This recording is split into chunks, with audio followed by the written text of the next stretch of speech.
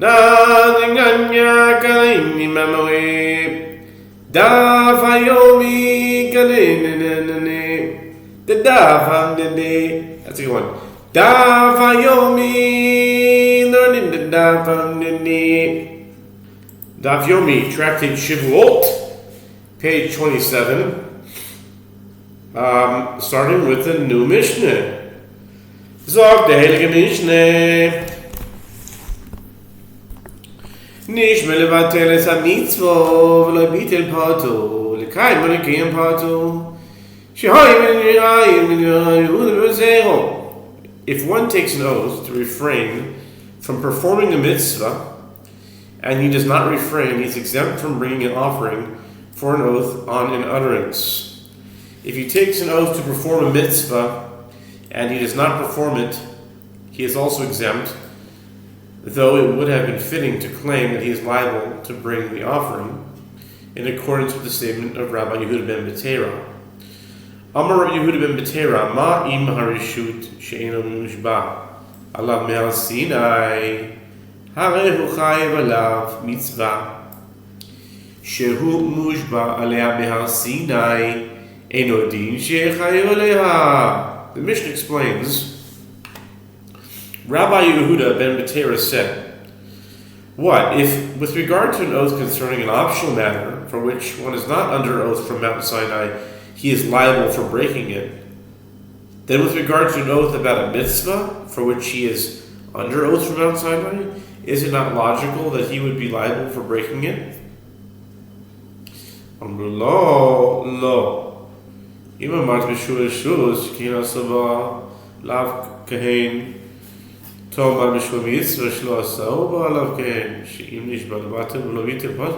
rabbi said to him, no.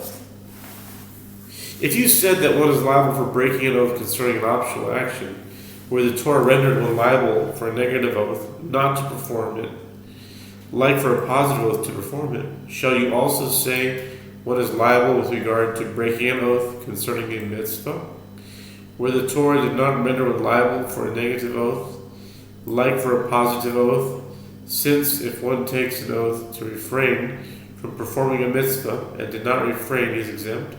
He's exempt. Okay. What did they say?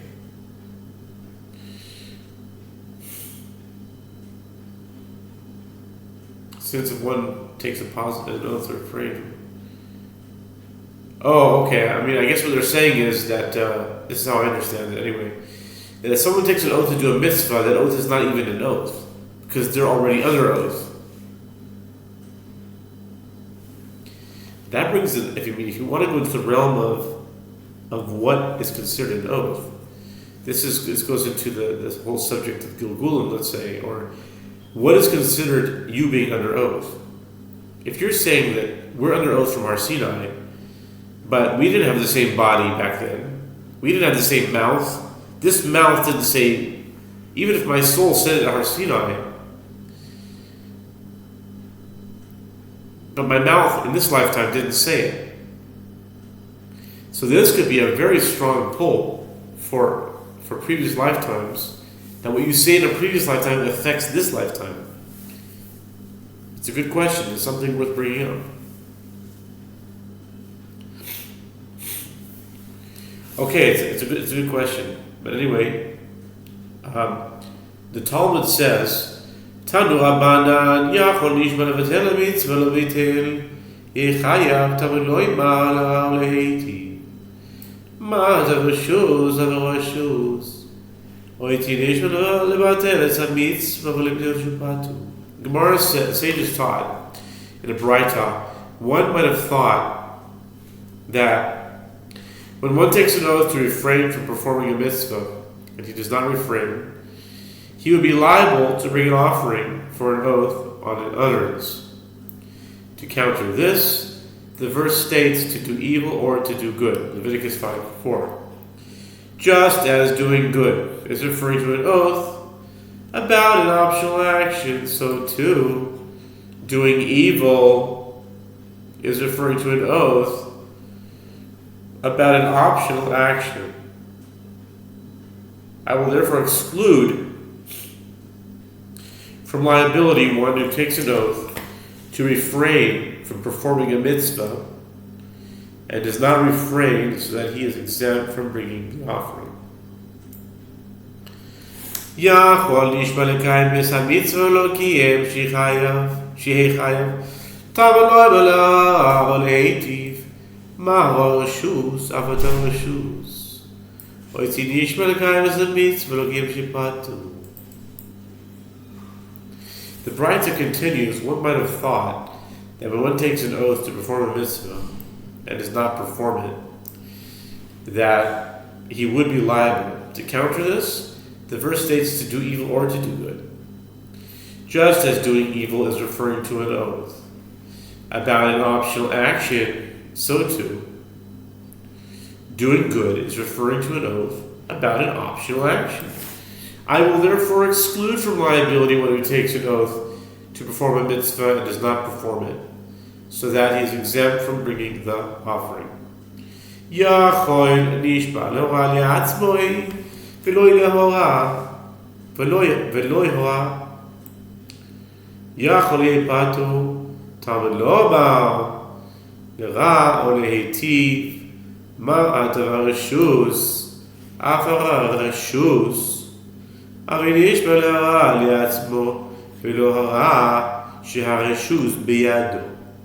One might have thought that when one takes an oath to harm himself and he does not harm himself, that he could be exempt from liability.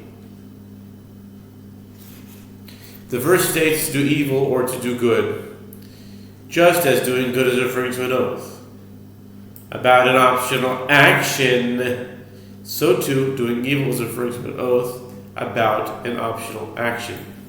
I include as liable one who takes an oath to harm himself and does not harm himself, since it is his prerogative to harm himself or not. It is his prerogative. I think there's an argument whether a person is allowed to harm himself. I don't think it's everyone's opinion that you're allowed to harm yourself. I heard someone else at Daf Yomi saying, according to the one who holds that we poskin that the person at the end of the day should not harm themselves, but if they did, it's their choice. I don't see what that should be. But anyway, Yachol nishba lechem v'lo yora shechayev tamid lo ba le'ra leitiv ma tava atalu reshus adara reshus oitzi nishba le'ra לאחרים לא שרשוס בידו בניין לרבויס הטובס אחרים תמיד לא ימר או להיטיב ואיזוהי הרס אחרים עקה את פלויני והפסה את מוחו. Very nice. I'm saying it sarcastically because it's not nice, but anyway, you'll see what I mean. One might have thought that when one takes an oath to harm others and does not harm them, what are you talking about, taking an oath to harm others? Where are you, dude? Where are you, dude? One might have thought that when one takes an oath to harm others and does not harm them, that he would be liable. To counter this, the verse states to do evil or to do good, just as doing good is referring to an oath about an optional action, so too doing evil is referring to an oath about an optional action. I will therefore exclude from liability one who takes an oath to harm others and he does not harm them, since it is not his prerogative to do so. From where it's derived that taking an oath that concerns doing good to others is included among the oaths for which one may be liable. The verse states, or to do good. And what is harming others? An example is when one takes an oath saying, I will strike so-and-so and injure his brain. That's what I was saying. Nice. I will strike so-and-so and injure his brain. We're talking about a person who makes an oath Anyway, I won't belabor the point. The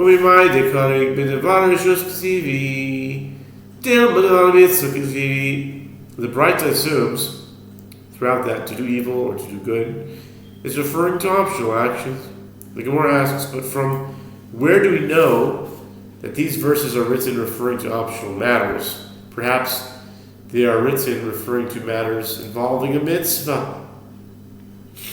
Lo so kedaitech diba'in denatavadum yadehara be'aradum yadehatava de'akish hara'o le'atava ma hazal einu bitul mitzvah afaro einu bitul mitzvah hara gufa tavai. The Gemara rejects this. This should not enter your mind, since we require that doing good be similar to doing evil, and doing evil be similar to doing good, as doing evil is juxtaposed to doing good in the verse. If one stipulates that the verse is referring to matters involving a mitzvah, then just as doing good does not involve refraining from performing a mitzvah, but must involve performing a mitzvah, for example, an oath to eat matzah on Passover, so too doing evil does not involve refraining from performing a mitzvah, for example, an oath not to eat leavened bread on Passover. The result of this reasoning is that doing evil in the verse is itself doing good, in that it will always involve taking oaths to keep mitzvot.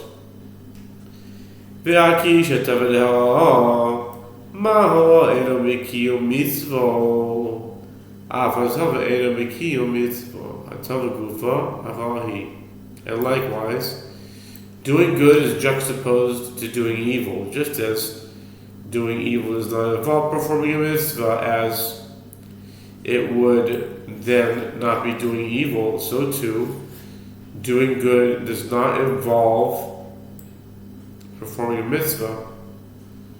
Doing good in the verse is itself doing evil, in that it does not involve the fulfillment of doing good in the verse is itself doing, in that it does not involve the fulfillment of mitzvah. Oh, I mean, doing good could be doing mitzvah. You're saying you could do something good and not a mitzvah? The Gemara asks, if that is so, that doing evil and doing good are compared in this manner, you do not find that the verse can be interpreted even with regard to optional matters, as the same sort of contradiction could be generated. Ella midis rechon rabos hatavos acherim shma minam dvar reshus kesivi yisol kedaitach b'dvar mitzvah kesivi hashta haras acher mis rabi hatavos acherim boy. Rather, one may derive that the verse is referring to optional matters from the fact that it was necessary for the verse to write or to do good, in order to include liability for oaths and involve doing good to others. Conclude from it that these verses are written referring to optional matters, as if it should enter your mind that the verses are written referring to matters involving a mitzvah, there is a difficulty. Now that doing evil to others has been included, meaning when one takes an oath to refrain from performing a mitzvah, is it necessary to mention doing good to others? The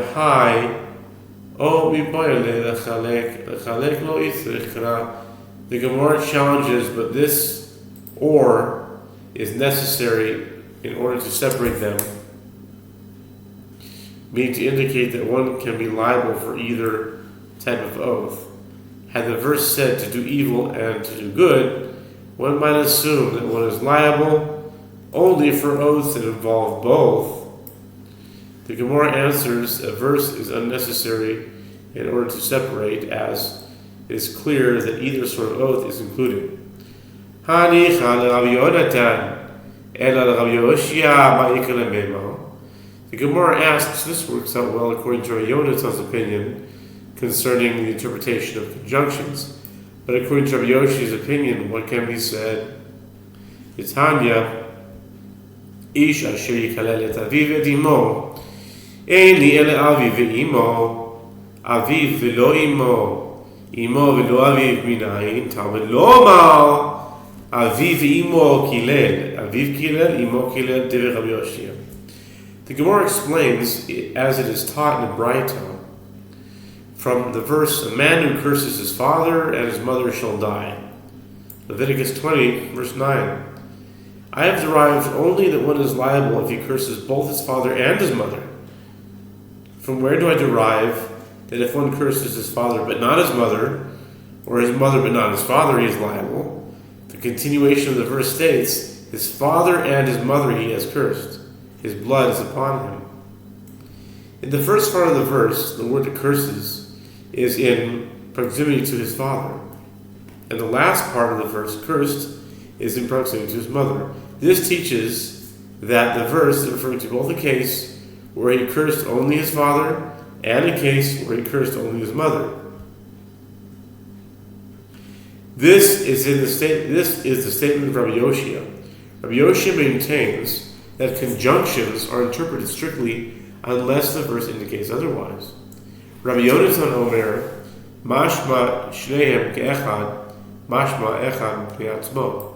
Rabbi Yonatan says there is no need for this derivation because the phrase his father and his mother indicates that one is liable if he curses both of them together, and it also indicates that he is liable if he curses either one of them on their own. Okay, I think many people would conclude that as well. Okay. Now we're turning to 27b on the top with the words Ad Sheyifrot Lecha Akatuv Yachdav. Unless the verse specifies that one is liable only if he curses both together.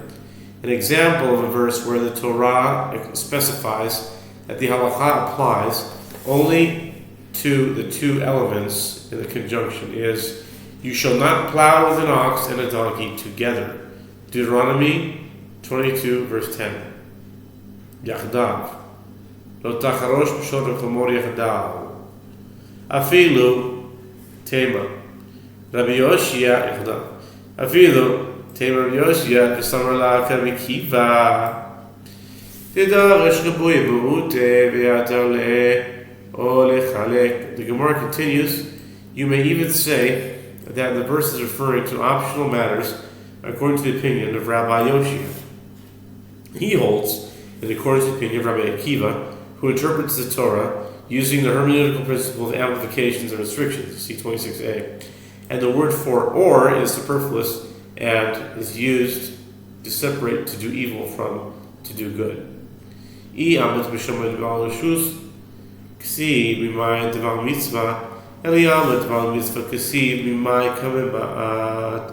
Gemara explains how one derives that the oaths referred to in the verse are oaths about optional matters in accordance with Rabbi Yehoshua, who interprets the verse in accordance with the principle of amplifications and restrictions. Granted, if you say that the verse about an oath on an utterance is written with regard to optional matters, the words to do evil or to do good serve to restrict the meaning of the verse and exclude the application of an oath on an utterance to a matter involving a mitzvah. The Gemara asks rhetorically, but if you say that the verse is written referring to a matter involving a mitzvah, what do the words to do evil or to do good serve to restrict? Rabbanan Shavim Kabel Rabbi Yehuda B'Meseiro. The Mishnah teaches, Rabbi Yehuda B'Meseiro said, but what? If with regard to an oath concerning an optional matter for which one is not under oath from Mount Sinai, he is liable for breaking in, Then, with regard to an oath about a mitzvah, for which he is under oath from Mount Sinai, is it not logical that he would be liable for breaking it?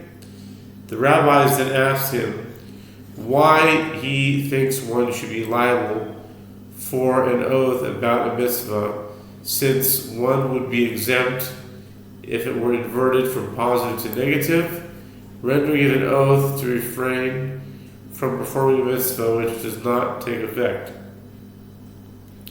The Gemara comments, the rabbi's objection to the opinion of Rabbi Yehuda ben Beseira is well stated.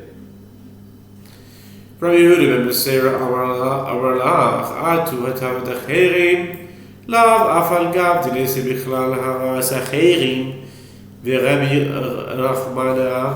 Rachmana hachanami b'kiyum mitzvah afal gav dilete b'bitul mitzvah Rabbi Rachmana. The Gemara responds, Rabbi Yehuda ben Beseira could say to you, isn't there the case of an oath involving doing good to others? Even if it does not include the possibility of being inverted to include liability for an oath concerning harming others, but nevertheless, the merciful one has amplified the halakha to include it here also, with regard to an oath to perform a mitzvah, even though it does not include the possibility of being inverted to include liability for an oath concerning refraining from performing a mitzvah, the merciful one has amplified the halakha to include it. V'Rabbanan hatamite belo eitiv hachamiite belo akayem. And how could the rabbis respond? They could say there, with regard to an oath to do good to others, there is the possibility of inverting the oath to I will not do good. Here, with regard to an oath to perform a mitzvah, is there any possibility of a valid oath, I will not perform a mitzvah?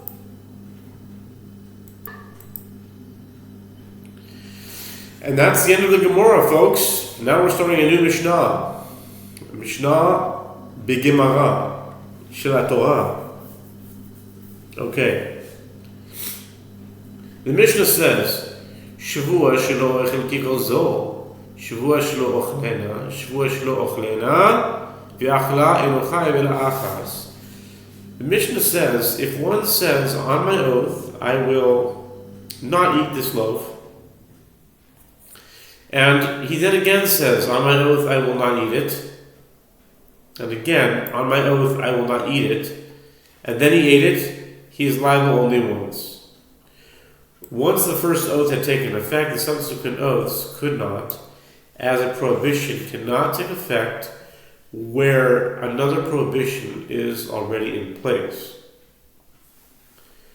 Zohi Shevuos bitui shechayavin al zedoin makois v'ashkalos akol b'nol v'yoyre. This is an oath on an utterance for which one is liable to receive lashes for intentionally breaking it, and for unwittingly breaking it, one is liable to bring a sliding scale offering. Shevuos shav chayavin al zedoin b'makos v'ashkalos patu.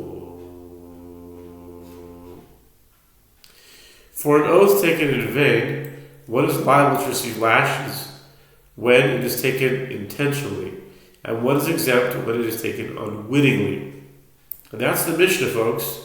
We continue on to the Gemara. The Gemara asks, Lama li levisni Shevuos shelo ochel, Shevuos shelo ochlena. Why do I need to teach the Mishnah such? Why do I need to teach the Mishnah such that the wording of the first oath is, on my oath, I will not eat this loaf. And then the wording of the second oath is, on my oath, I will not eat it. Why is that so precise, is what they're asking. Okay, what they're asking is, it says, on my oath, I will not eat this loaf. And then he says, on my oath, I will not eat it. Why like that? Why not just repetitive thing? What if he said, on my oath, I will not eat this loaf. On my oath, I will not eat this loaf. Rhymes. Kind of rhymes. But anyway, Hakamash Malan, Time Amar Shelo Ochel, V'Hada Amar Shelo Ochlena, V'Lo B'Chai V'Lachadam. אבל אמר שלא אוכלנה והדר אמר שלא אוכל מתחי ויתרתי. The Gemara answers, this teaches us that the reason that he is liable only once is that he said, I will not eat of this loaf, and then he said, I will not eat it. But if he said, I will not eat it, I will not eat this loaf, he'd be liable twice. I wonder why. What's the difference? Anyway, כדרבה, דבר רב שבוע שלא אוכל כיכר זו, כיוון שאוכל כזייס חיוב, שלא אוכלנה אינו חייב, עד שיאכל אס כולו. This is in accordance to the opinion of Rava. As Rava says, if one says, on my oath, I will not eat this loaf, once he has eaten an olive bulk of it, he is liable. As this oath is understood to mean that it is prohibited for him to eat any of the loaf. If he says, on my oath I will not eat it, he is not liable unless he eats the whole loaf. The words I will not eat it indicate that his oath applies only to eating the entire loaf. Accordingly, when the first oath is I will not eat it, and the second oath is I will not eat this loaf, the second oath can take effect as it generates a new prohibition that applies to each and every olive bulk of the loaf. Shevuos שלא אוכלנה ואכלה אינו חייב אלא אחז כולה. Hatu lama li. The Mishnah teaches, if one says, on my oath I will not eat this loaf, and then it says again, on my oath I will not eat it, and again, on my oath I will not eat it, and he then ate it, he is liable only once. The Gemara asks, why do I need the Mishnah to mention this additional third oath? I will not eat it. Hakamash malan chiyuvahu deleka ha shvua ika di mishkachas rabcha chayela. The Gemara answers, this teaches us that there is no liability where one states redundant oaths, but there is an oath. The final oath is not completely discounted, so that if you find room, meaning an application for the additional oath, it goes into effect. Lemay hilchata kederove damarave she'im nish'al al harishona al talosh niya tachteha. For what matter is this halacha relevant? It is relevant for the statement of Rava. As Rava says, that if one requested of a halachic authority to dissolve the first oath, and he did so, the second one counts for him in its place, unless it too was dissolved. Lema mesayeh ale mishnadal shtei nezirot, umana rishona v'ifrish alei kolban. יחד כך נשאל על הראשונה, אל תלו שנייה בראשונה. The Gemara suggests, let us say that the following brayta supports his opinion with regard to one who took 2 vows of Nazirite and counted the first term of Nazirite and separated an offering for it and afterward requested and received the dissolution of the first vow from a halachic authority, the second term was counted for him in the observance of the first term, and he is not required to be a Nazirite further. This indicates that the second vow went into effect retroactively once the first was dissolved, and the same would be true in the case of two oaths. Haki hashta hasam nazirus mia ita dechimani l'rishona ba'et meda mimena v'shniya belo she'ela hachashvu shniya mi'ita klal. The Gemara rejects this. How can these cases be compared? There, the second Nazirite, is there any event as once he counts the first term, he needs to return and count the second if there is no request for dissolution? Here, if he does not request dissolution on the first oath, is there a second oath at all? Therefore, one cannot find support for Rav's opinion from the Braita. Omer Rav nishba al kikar v'achala im shaya mimena kezayis nishal aleha achla kula nishal aleha. Rava says, if one took an oath about a loaf and then ate it, if he left an olive bulk of it, he may request that his oath about the loaf be dissolved. If he ate the whole loaf, he may no longer request that his oath about it be dissolved. Amar le Rav Achabare de Rabbe Rav Ashi Hechidami Idama Shlo Ocher Mikizait Kama Abde Leisure Idama Shlo Ochlena Ma'iria Kizait.